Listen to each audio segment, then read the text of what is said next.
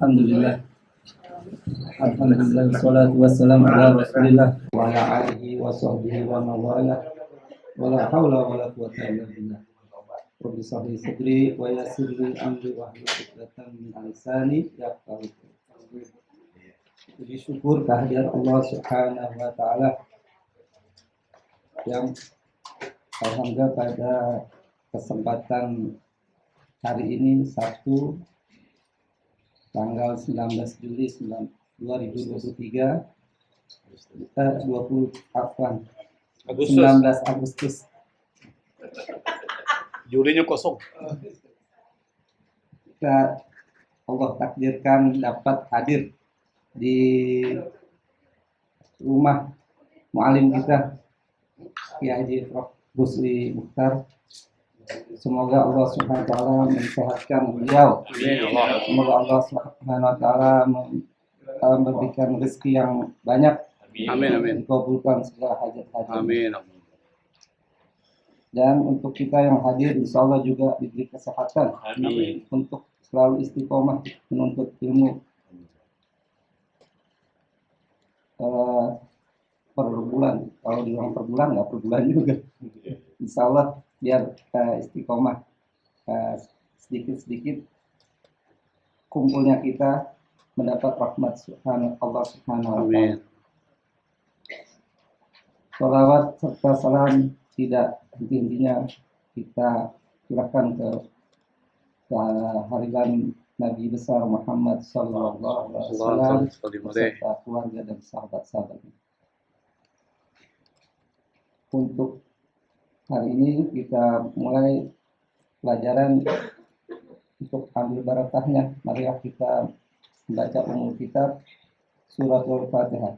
Ala hadin niyah wa kulli niyatin shalih. Al-Fatihah. A'udzu billahi minasyaitonir rajim. Bismillahirrahmanirrahim. Alhamdulillahi rabbil alamin. Arrahmanir rahim. Maliki yaumiddin. Iyyaka na'budu wa iyyaka nasta'in. Ihdinas siratal mustaqim. Siratal ladzina an'amta 'alaihim ghairil maghdubi 'alaihim waladdallin. Selanjutnya untuk ambil tabaruk kepada guru-guru kita atau aulia syuhada sholihin, kami persilakan Ustaz Haji Sumantri untuk tawasulan dan salawat kepada Rasulullah sallallahu alaihi wasallam. Al-Fatihah dibarakati hajil qira'ah wa tilawah. Hajil barnamij hajil tilawah. Yang mutakabalah wariskan halalan tayyiban wa shifaan min kulli da'in limakin najwa wal farah wal barakah wal istifah wal istiqamah wal aman wa sihah wal birrah wal ijabah. Al-Fatihah. A'udzu billahi minasy syaithanir rajim. Bismillahirrahmanirrahim. Alhamdulillahi rabbil alamin. Ar-Rahmanir Rahim. Maliki yaumiddin. Iyyaka na'budu wa iyyaka nasta'in. Ihdinas siratal mustaqim. Siratal ladzina an'amta 'alaihim ghairil maghdubi 'alaihim waladdallin.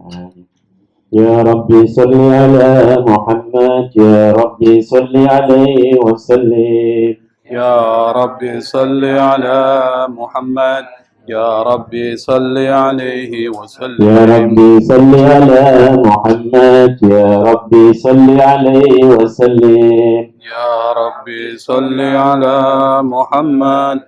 Ya Rabbi salli alaihi wa sallim. Allahumma salli wa sallim wa barik alaihi wa ala alihi. Jazakumullah Ustaz Sumantri.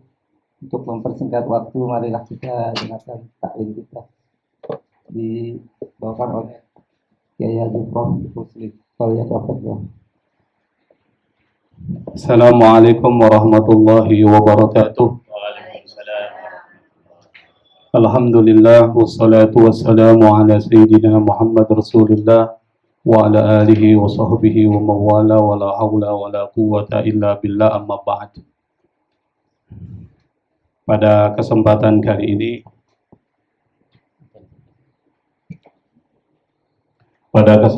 kali ini kita akan melanjutkan pembahasan kita dari kitab Al-Mawa'iz Al-Ushuriyah pada hadis yang keempat. Berarti pengajian kita sudah 4 kali dilaksanakan. Dan alhamdulillah pada kesempatan kali ini dihadiri oleh guru kita Ustadz Ahmad Fauzi, yang seharusnya beliau nih yang ngisi nih. Masa saya ada di rumah saya ngisi sendiri, seperti jeruk makan jeruk ini. Tapi nanti kalau ada hal-hal yang memang perlu dikoreksi, saya minta koreksiannya dari Ustadz Fauzi bahasa lama. Kita biasa manggilnya Obul, sekarang nggak enak manggil Obul nih. Karena sudah jadi Ustadz kondang, ngajar di mana-mana sampai Depok juga dia jabanin. Kalau orang Batak bilang jabanin. Al-haditsul rabi'u, hadis yang keempat. An Ibrahima an Alqamata an Abdullah bin Mas'udin radhiyallahu ta'ala anhum qala Rasulullah sallallahu alaihi wasallam man ta'allama baban minal ilmi yantafi'u bihi fi akhiratihi wa dunyahu a'tahu Allahu khairan lahu min umri dunya 7,000 sanatin siyamu nahariha wa qiyamu layaliha maqbulan ghaira mardudin. An Ibrahim. Ibrahim ini adalah seorang ulama tabi'in yang beliau bernama Ibrahim An-Nakhai. Beliau adalah seorang ahli fikih, seorang ahli Quran dari Kufah, atau sekarang ini adalah Irak. Dan beliau termasuk salah satu perawi hadis Nabi. Alqamah, biasanya Ibrahim itu meriwayatkan dari Alqamah. Alqamah ini namanya adalah Alqamah bin Qais. Beliau termasuk salah seorang hafizul Quran. Dan beliau adalah seorang ahli fikih dari Kufah. Jadi sama dengan Ibrahim An-Nakhai. Dan beliau termasuk adalah seorang al-hafiz, artinya orang yang banyak menghafal hadis. Beliau lahir pada zaman Nabi Muhammad SAW dan mengambil Al-Quran, belajar Al-Quran itu langsung kepada Ibnu Mas'ud. Jadi kalau kita lihat urutannya nanti, Ibrahim itu ke Alqamah. Alqamah Ibnu Mas'ud. Sekarang kita lihat. An Ibrahim an Alqamah an Abdullah bin Mas'ud. Itu selalu berurutan dia. Abdullah ibnu Mas'ud pernah kita jelaskan ya, pikir. Pada saat ketika pengajian kita di daerah Lenteng Agung tuh, di rumah siapa begitu? Novita ya. Itu kita membicarakan tentang Abdullah ibnu Mas'ud, seorang perawi dari golongan sahabat yang dekat dengan Nabi Muhammad SAW, dan beliau ini adalah tinggal di Kufah, sehingga Alqamah mengambil dan mempelajari Al-Quran kepada Abdullah ibnu Mas'ud. Jadi rangkaian sanadnya atau periwayatan hadisnya itu selalu seperti ini. An Ibrahim, an Alqamah, an Abdullah ibnu Mas'ud radhiyallahu ta'ala anhum qala, berkata, qala Rasulullah sallallahu alaihi wasallam, Rasulullah sallallahu alaihi wasallam bersabda, man ta'allama baban. Man itu artinya barang siapa. Ta'allama mempelajari. Baban satu pembahasan, minal ilmi tentang ilmu, yantafi'u bihi yang dia gunakan atau dia manfaatkan, fi akhiratihi dalam kehidupan akhiratnya, wa dunyahu dan kehidupan dunianya, a'tahullahu khairan lahu min umri dunya, maka Allah akan memberikan kepadanya sesuatu yang lebih baik dari umur dunia yang umurnya itu 7,000 sana, 7.000 tahun. Siyamu nahariha di mana siangnya dia berpuasa, wa qiyamu layaliha, dan malamnya dia melaksanakan sholat malam, makbulan, diterima, ghairu mardud, tanpa ditolak sedikit pun. Jadi hadis ini pada dasarnya adalah membicarakan tentang persoalan keutamaan ilmu. Ta'allama, kita akan bahas ta'allama. Kata ta'allama ini adalah satu fi'il yang diambil dari wazan tafa'ala. Jadi wazannya tafa'ala. Kalau pakai formatnya tafa'ala, kita kan pernah belajar sorof tuh. Benar ya? Fa'ala, yaf'alu, fa'lan kan. Kemudian kemasukan ta, tafa'ala. Ya tafa'alu, tafa'ulan. Ta'allama, ya ta'allamu, ta'alluman. Kalau ada kata kerja yang mengambil bentuk wazannya atau timbangannya adalah tafa'ala, kata Imam Sibawai disebutkan, wa idza arada ar-rajulu ay yudkhila nafsahu fi amrin hatta yudhafa ilaihi wa yakunu min ahli, maka menggunakan tafa'ala. Maksudnya apa? Apabila seseorang ingin memasukkan dirinya kepada satu perbuatan, satu hal, sampai kemudian dia diidofatkan ke situ dan menjadi ahlinya, maka menggunakan tafa'ala. Contoh, tasabbara. Dia melakukan sesuatu, melatih dirinya sehingga menjadi orang sabar. Disebut dengan tasabbara. Kemudian tasyajja'. Tasyajja' itu artinya dia memasukkan dirinya untuk melakukan sesuatu keberanian, lalu kemudian dia menjadi orang yang berani, itu menggunakan tasyajja'. Nah ini ta'allama. Ta'allama itu maksudnya seseorang memasukkan ke dalam dirinya sesuatu, ilmu pengetahuan, lalu kemudian dia menjadi ahlinya, itu menggunakan ta'allama. Makanya ta'allama itu adalah belajar sampai dia menjadi ahlinya. Itu ta'allama. Man ta'allama baban, barang siapa yang mempelajari dengan sungguh-sungguh, maksudnya begitu. Bukan cuma sekedar belajar, tapi belajarnya benar-benar. Itu ta'allama, menggunakan wazan tafa'ala. Barang siapa yang belajar dengan sungguh-sungguh satu pembahasan tentang ilmu, yang kemudian dia mengambil manfaat dari ilmu itu untuk kehidupan dunia dan akhiratnya, maka Allah akan berikan kepadanya kebaikan.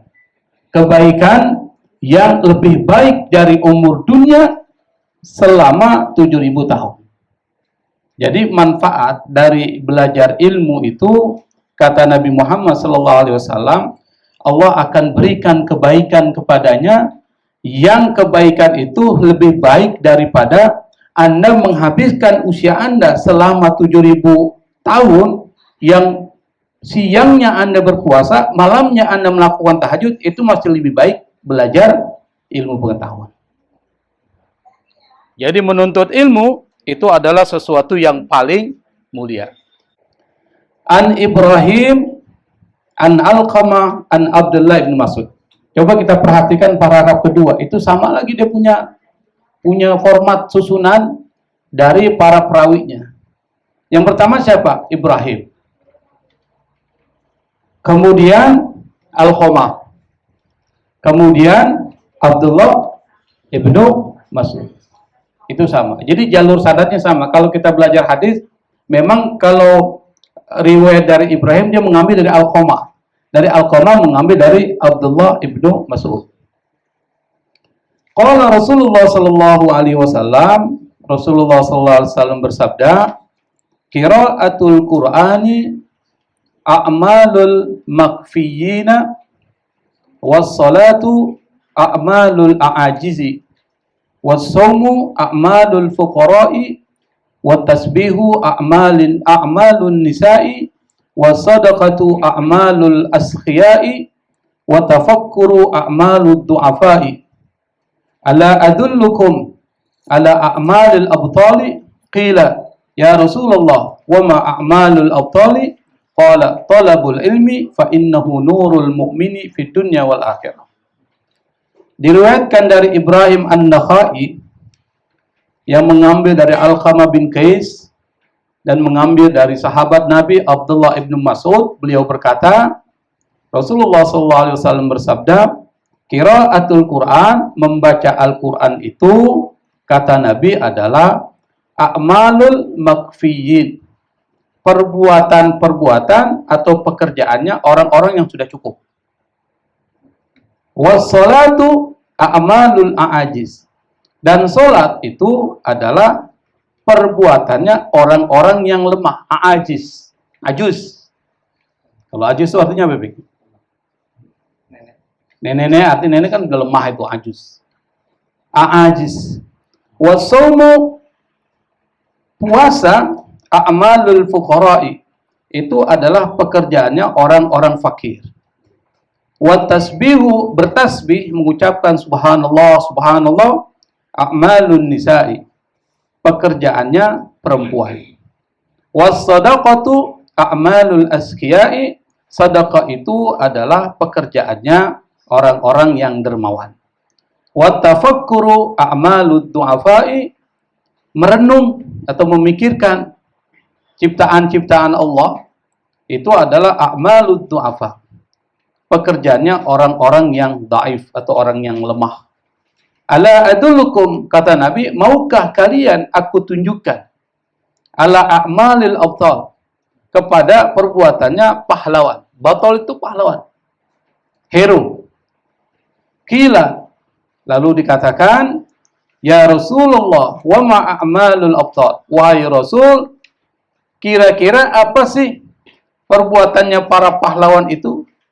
Kata para sahabat, Rasulullah SAW berkata, qal talabul ilmi fa innahu nurul mu'mini fid dunya wal akhirati.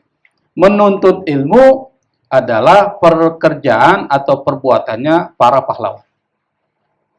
Jadi kalau dibandingkan dengan pekerjaan yang disebutkan profesinya oleh Nabi Muhammad SAW, yang paling tinggi itu adalah talabul ilmi, menuntut ilmu. Kenapa? Fa innahu nurul mu'mini, karena ilmu itu adalah cahayanya orang beriman.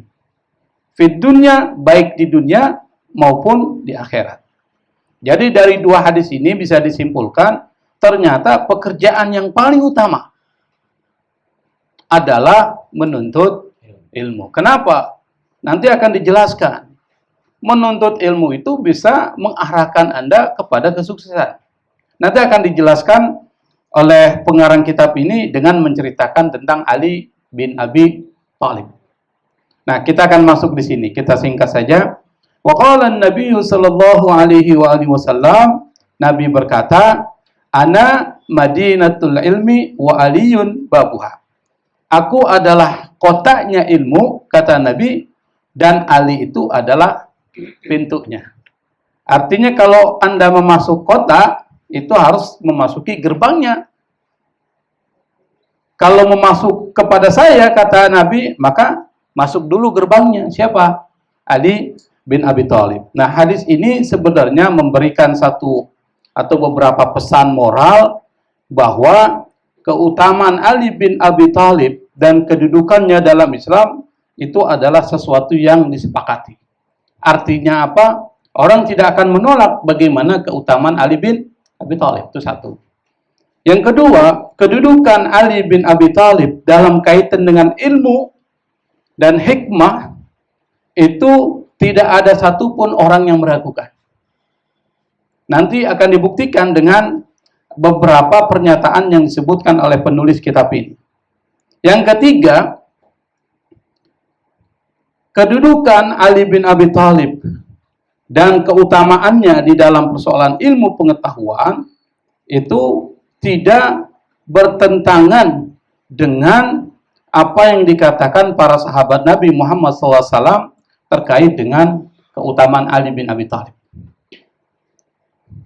Falamma sami'al khawariju hadal haditha, ketika kaum khawarij mendengar hadis ini, maka muncul hasadu, sifat hasad, sifat iri hati dan sifat dengkinya kepada siapa? kepada Ali bin Abi Thalib.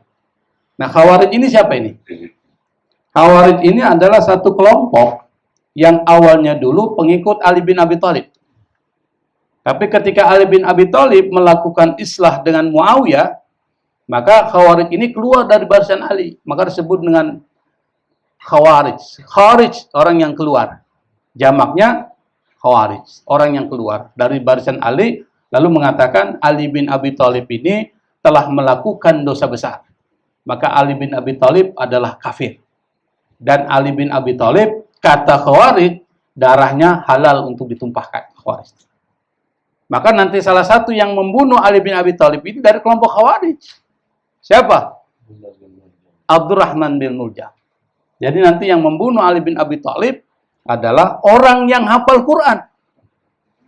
Anda bayangkan, hafal Quran. Tapi kata Nabi, akan muncul setelahku nanti sekelompok orang, dia menghafal Quran, tapi Al-Quran tidak masuk ke dalam dirinya. Cuma sampai di sini aja. Dan ketika Abdurrahman bin Muljam membunuh Ali bin Abi Thalib, dia melapor kepada Allah, ya Allah, saya sudah laksanakan tugas.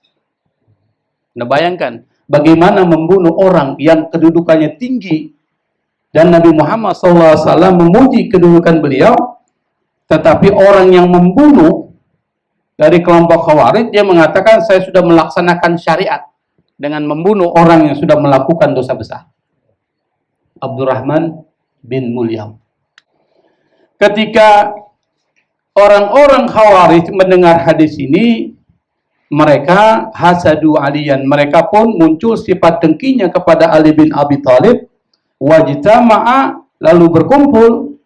Siapa yang berkumpul? Asyratu anfarin, ada 10 orang min kibarihim, dari para pembesar Khawarij. Wa qalu, mereka berkata, inna nas'alu minhu mas'alatan wahidatan wa nara kaifa yujibu lana falau ajaba likulli wahidin minna jawaban akhara na'lamu annahu alimun kama qala an-nabiyyu alaihi salam.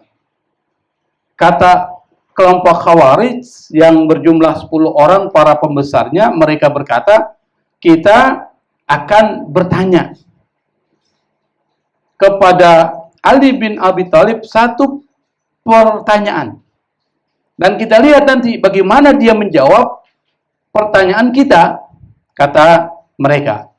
Falau ajaba, kalau seandainya Ali bin Abi Thalib menjawab, likulli wahidin minna, masing-masing dari kita, jawaban akhara, jawaban yang berbeda, na'lamu, kita tahu, annahu alim, maka dia adalah orang alim. Sebagaimana yang dikatakan oleh Nabi Muhammad SAW. Jadi ada 10 orang nanti akan bertanya kepada Ali bin Abi Thalib satu pertanyaan. Yang pertanyaan itu dimintai jawabannya. Kalau seandainya Ali bin Abi Thalib menjawab dengan jawaban yang berbeda, maka dia adalah alim. Itu maksudnya gitu. Nah, sekarang kita lihat. Faja'a wahidun minhum. Salah seorang dari mereka datanglah kepada Ali bin Abi Thalib, waqala, dan berkata, ya Ali, al-ilmu afdalu amil mal. Wahai Ali, yang paling utama itu ilmu atau harta? Kata Ali bin Abi Thalib. Fa'ajaba Aliyun, lalu kemudian Ali menjawab, faqala, lalu dia berkata, al-ilmu afdalu minal mal. Ilmu lebih utama daripada harta. Faqala bi ayyi dalil? Dalilnya mana? Nah, ini orang-orang Khawarij selalu minta dalil. Sama dengan orang siapa? Wahabi. Ya, orang Wahabi. Ini Maulid. Dalilnya mana? Tuh. Lalu nanya tentang dalil. Jadi ciri-cirinya memang dia warisi. Dalilnya mana? Apa kata Ali? Al-ilmu mirasul anbiya wal malu mirasu Qarun wa Shaddad wa Fir'auna wa ghairuhum. Fadhahaba bihadzal jawab. Kata Ali bin Abi Thalib, dalilnya adalah ilmu itu kenapa lebih utama dari harta? Karena ilmu adalah warisan para nabi. Nabi adalah orang mulia, maka yang diwariskan oleh orang-orang mulia pasti kemuliaan. Wal malu, harta, Kata Ali, miratsu Qarun, peninggalannya Qarun. Kita tahu Qarun. Siapa Qarun? Siapa Qarun? Pernah ketemu? Nah, Qarun ini kita tahu dan semua orang tahulah adalah seorang saudagar kaya pada zaman Nabi Musa.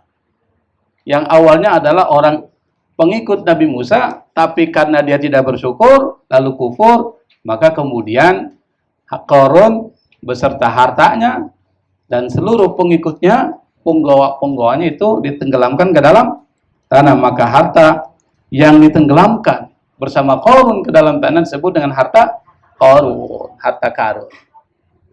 Nah, harta itu peninggalan Qarun. Qarun orang hina. Wa syadat. Syadat. Tahu syadat? Kalau ada yang tahu saya kasih 100.000. Syadat. Ada tahu? Syadat ini seorang penguasa setelah zaman Nabi Nuh. Jadi setelah zaman Nabi Nuh itu ada seorang penguasa besar yang umurnya Allah berikan 1.200 tahun.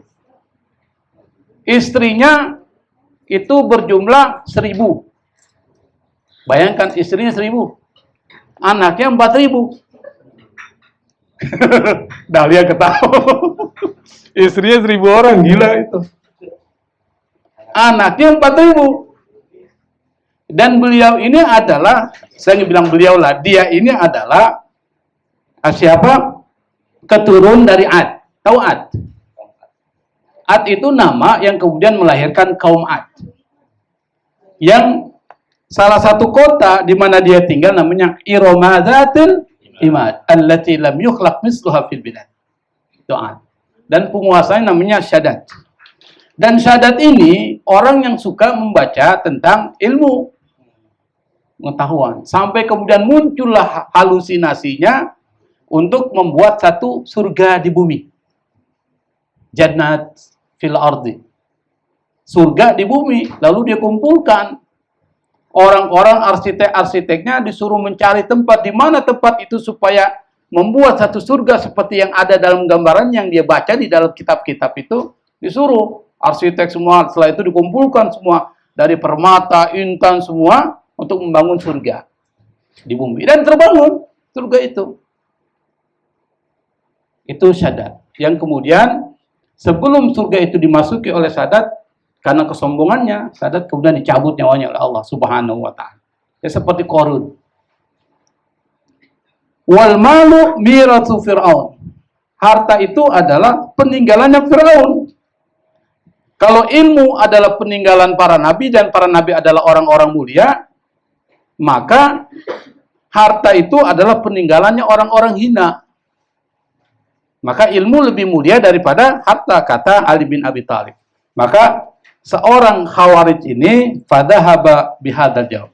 Dia pergilah dengan membawa jawaban dari Ali bin Abi Thalib. Itu satu orang ya, baru satu.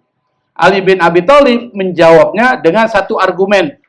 Nanti yang kedua argumennya beda lagi. Faja'al akharu, lalu datang yang lainnya, yang kedua. Fasa'ala, dan bertanya, kama sa'alal awwalu, sebagaimana yang pertama bertanya, pertanyaannya sama. Fa'ajaba Aliyun radhiyallahu anhu wa qala, Ali pun kemudian menjawab dan dia berkata, al-ilmu afdalu minal mal. Ilmu itu lebih utama dari harta. Wa qala bi ayyi dalil? Dalilnya mana? Faqala al-ilmu yahrusuka wal malu rusuh. Kata Ali bin Abi Thalib, ilmu bisa menjaga engkau, sementara harta kamu yang jaga. Kira-kira mana yang lebih utama itu? Ilmu bisa jaga kita, tapi kalau harta, kau yang jaga harta itu. Makanya nggak tidur siang dan malam hanya menjaga hartamu. Itu kata Ali bin Abi Thalib. Kira-kira jawabannya sama nggak dengan yang pertama? Beda kan? Nah beda, udah dua beda. Fadhahaba bihadzal jawab, lalu kemudian orang itu pun pergi dengan membawa jawaban dari Ali bin Abi Thalib yang seperti itu. Waja'a wahidun minhum, datang lagi salah seorang dari mereka. Yang ketiga, kan ada 10 ini. Wasa'ala, lalu bertanya, kama sa'alal awwalu wa tsani, sebagaimana pertanyaan yang pertama dan kedua. Fa ajaba Aliun radhiyallahu anhu wa qala, Ali pun kemudian menjawab dan berkata, al-ilmu afdalu minal mal. Jawabannya sama, ilmu lebih utama dari harta. Faqala bi ayyi dalil? Lalu berkata orang Khawarij itu, dalilnya mana? Faqala, lalu Ali bin Abi Thalib berkata, li sahibil mali aduwwun katsirun wa li sahibil ilmi sadiqun katsirun. Fadhahaba bihadzal jawab. Ali kemudian berkata, orang yang memiliki harta banyak musuhnya.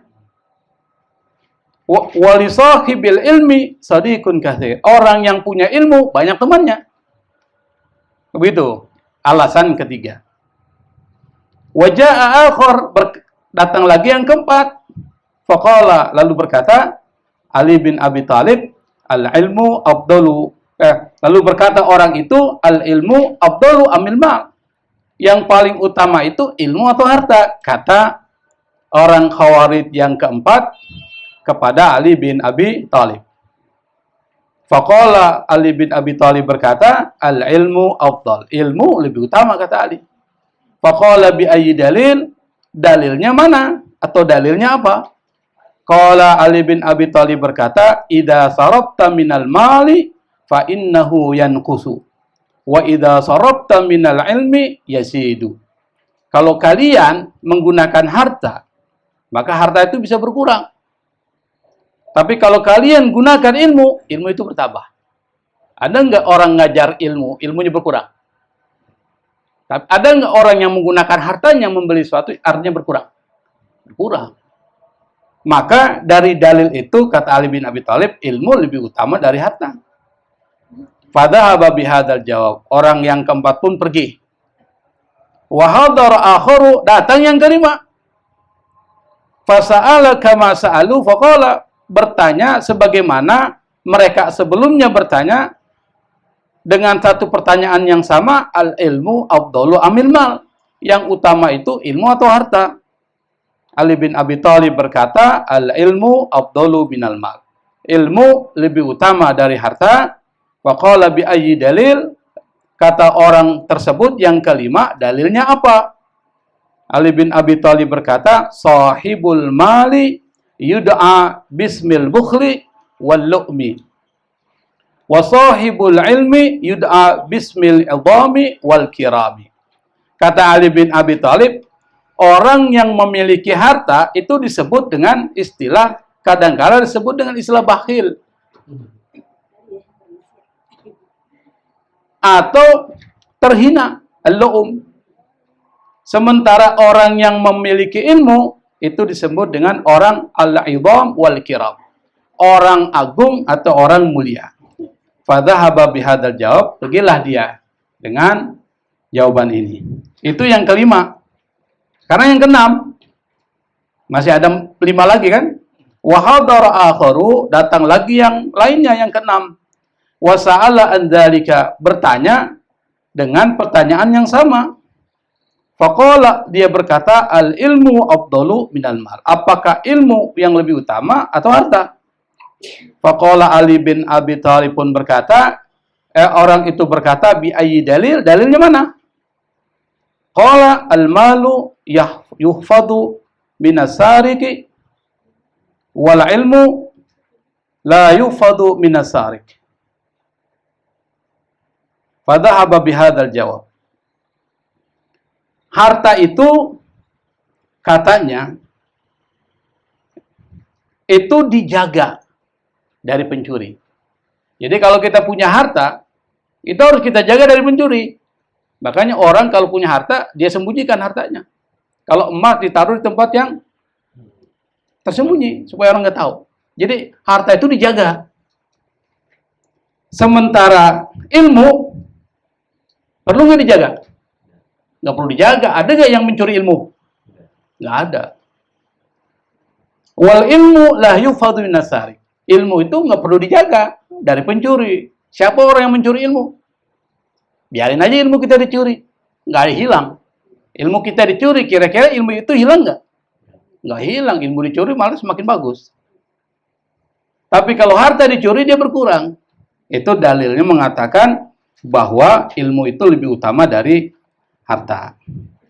Nah sekarang datang yang keenam. Ini masih banyak nih, capek juga yang bacanya. Wa hadara akharu, datang yang lain yang keenam. Wasalanhu, lalu bertanya kepada Ali bin Abi Thalib, pertanyaan yang sama. Dia minta dalilnya. Ali bin Abi Thalib berkata, sahibul mali yuhasabu yaumal qiyamati. Orang yang memiliki harta, itu hartanya akan dihisab. Dihitung pada hari kiamat. Wa sahibul ilmi yushfa' yaumal qiyamah. Dan orang yang memiliki ilmu akan diberikan syafaat pada hari kiamat. Fadhahaba bihadzal jawab. Orang itu pun pergi. Datang yang ketujuh.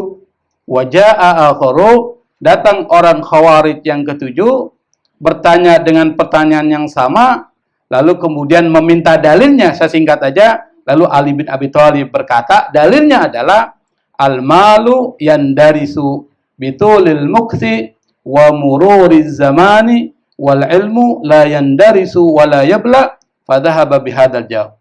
Kata Ali bin Abi Thalib memberikan argumentasi yang berbeda kepada penanya yang ketujuh dari kelompok Khawarij yang sepakat itu. Ali bin Abi Thalib mengatakan, harta itu bisa usang dengan berlalunya waktu. Motor kita itu bisa usang. Kalau sudah 5 tahun, usang dia. Apalagi makanan bisa basi kalau sudah 4 hari. Artinya apa? Dia menjadi sesuatu yang kadang-kadang tidak berguna tuh harta. Wal ilmu la yandarisu wa la yabla. Ilmu itu nggak pernah usang, nggak pernah hancur. Maka itu menjadi dalil ilmu lebih mulia daripada harta. Wa hadara akhar. Datang lagi yang berapa ini? Ke-8. Bertanya dengan pertanyaan yang sama, tetap jawabannya sama, tapi dalilnya beda.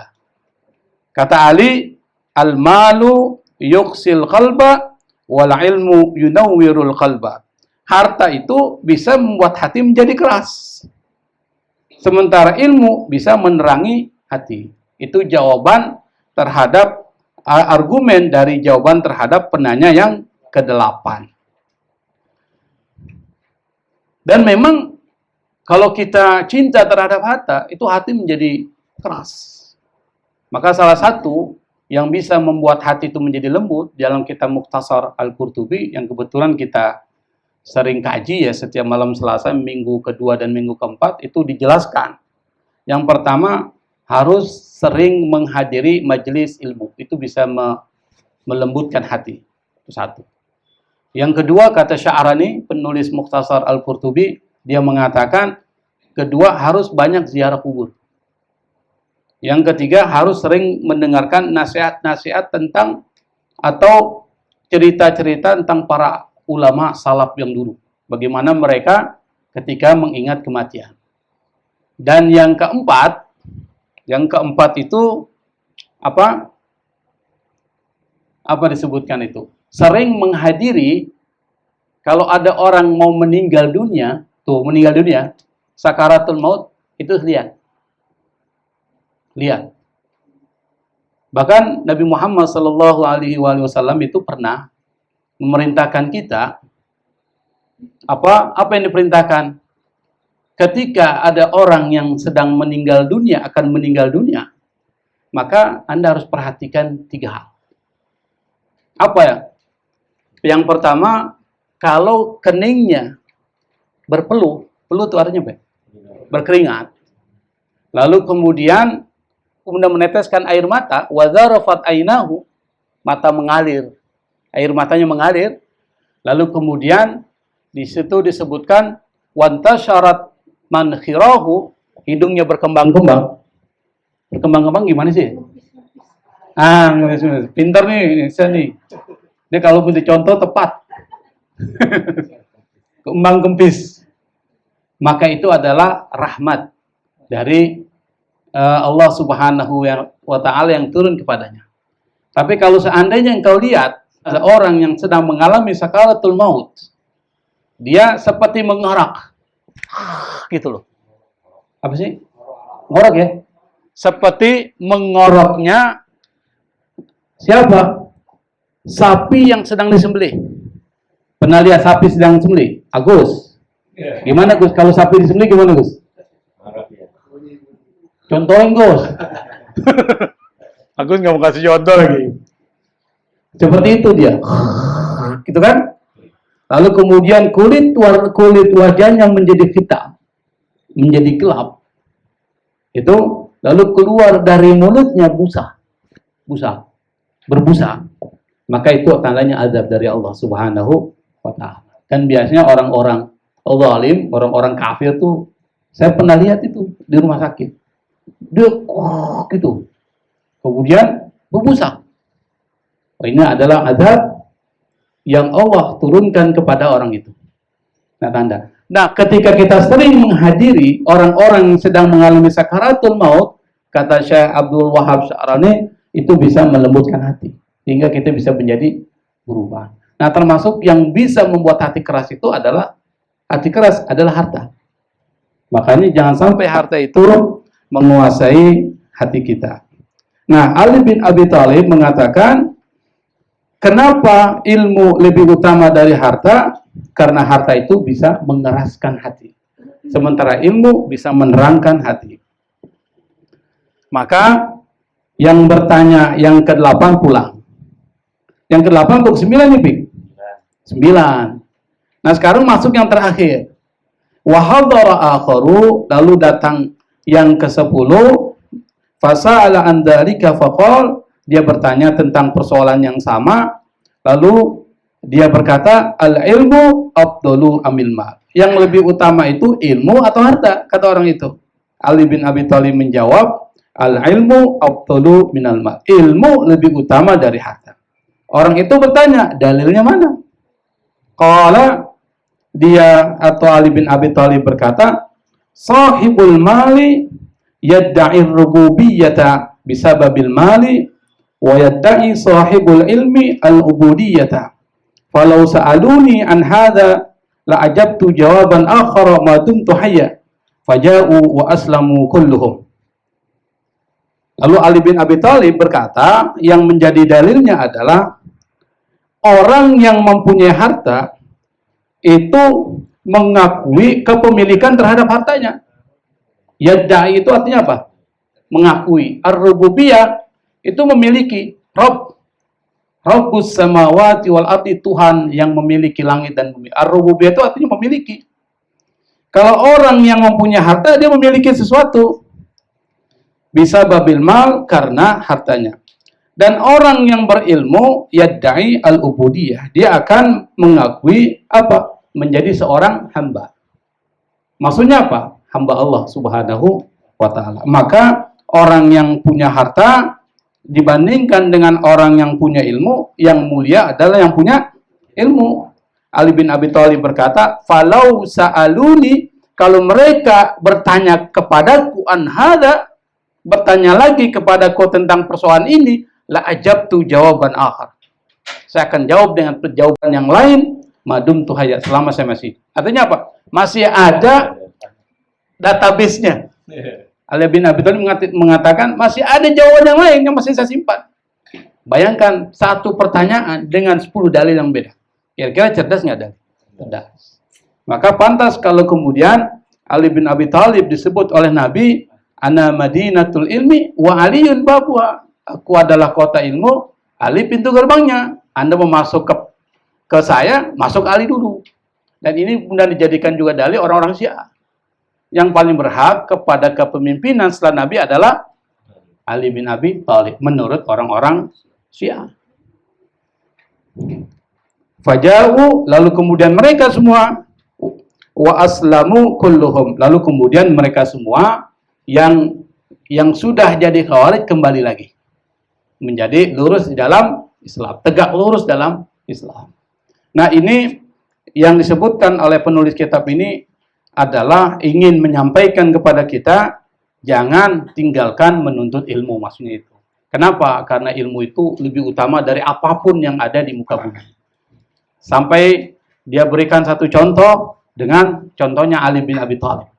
Bagaimana orang berilmu itu bisa membuat orang yang dulunya bermasalah, menyimpang, bisa kembali lagi kepada jalan lurus tegak dalam Islam.